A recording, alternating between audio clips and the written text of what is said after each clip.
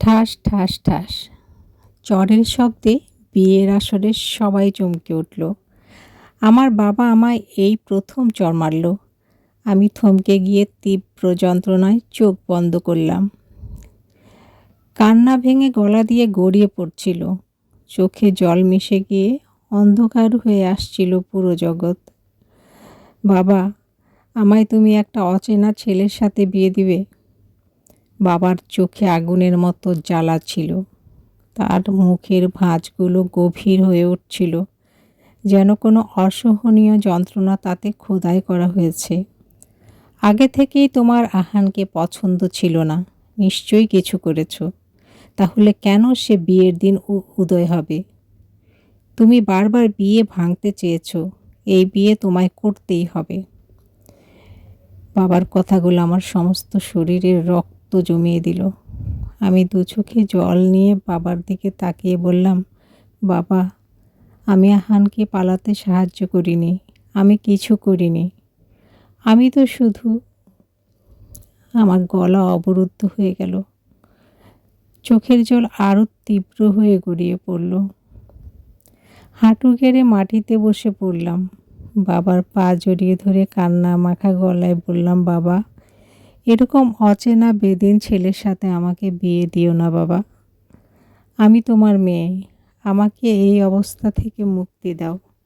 আমি চাই না এমন একটা অজানা জীবনে ঢুকে পড়তে। বাবার চোখের কোণে ঘাম ঝরে পড়ছিল।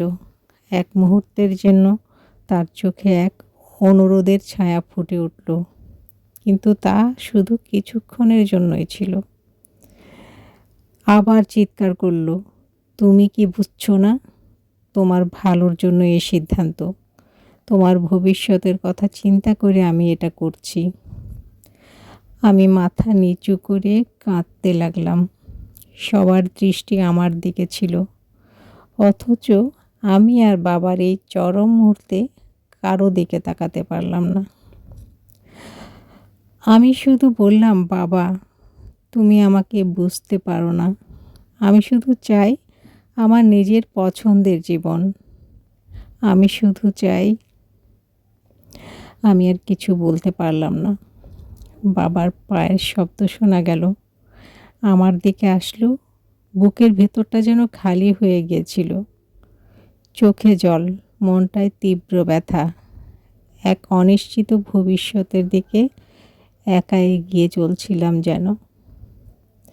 বাবা আমাকে উঠিয়ে বললেন, মারে, আমি রাজনীতি করি। আজ তোর বিয়ে না হলে সম্মান সব শেষ হয়ে যাবে। আমার সম্মানটা রাখার জন্য বিয়েটা কর। আমি তার কথা শুনে চমকে উঠলাম। কেমন যেন অদ্ভুত এক শূন্যতা ছড়িয়ে পড়ল আমার ভেতর। বাবার কথা যে এতটা কঠিন হবে আমি কখনো ভাবিনি। আমার সমস্ত আত্মবিশ্বাস ভেঙে পড়েছিল। আমি তীব্র কষ্টে বললাম, বাবা। বাবা মুখের কঠিন রেখা আরও গভীর হলো। আর কোনো কথা নয়, কাজী সাহেব বিয়ে পড়ানো শুরু করেন। আমি যেন হারিয়ে যাচ্ছিলাম, কিছু বলতে পারলাম না। শুধু ঘাড় নেড়ে জানিয়ে দিলাম, আমার একটু সময় লাগবে, আমি আসছি। বাবার মুখের অভিব্যক্তি কিছুটা নরম হলো, কিন্তু তিনি কিছু বললেন না। আমি ধীরে ধীরে নিজের রুমের দিকে দরজা বন্ধ করে দিলাম। কান্নার বন্যা গড়িয়ে পড়ল। বুকের ভেতর যেন কষ্টের পাহাড় চাপা পড়েছিল। এমন একটা পরিস্থিতিতে আমার মন পচে যাচ্ছিল। চোখের পানিতে চোখের অন্ধকার দেখা যাচ্ছিল।